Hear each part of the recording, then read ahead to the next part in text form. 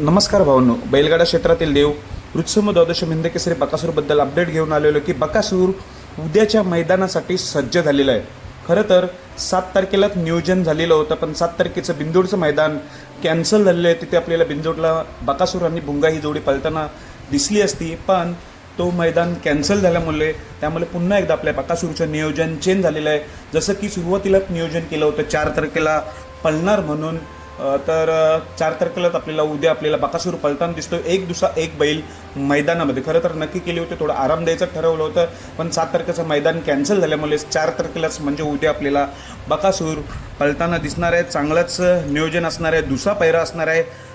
पैऱ्याची video नक्कीच मी नंतर टाकणार आहे, पण उद्याच्या मैदानात आपल्याला बकासूर पळताना दिसणार आहे एवढं निश्चित. त्यामुळे येतोय उद्या आपला बकासूर. सर्वांची इच्छा आहे बकासूर कधी दिसतोय, तर एक दिवसाच्या अवधीवर काही तासांवर उद्या आपल्याला बकासूर पळताना दिसणार आहे.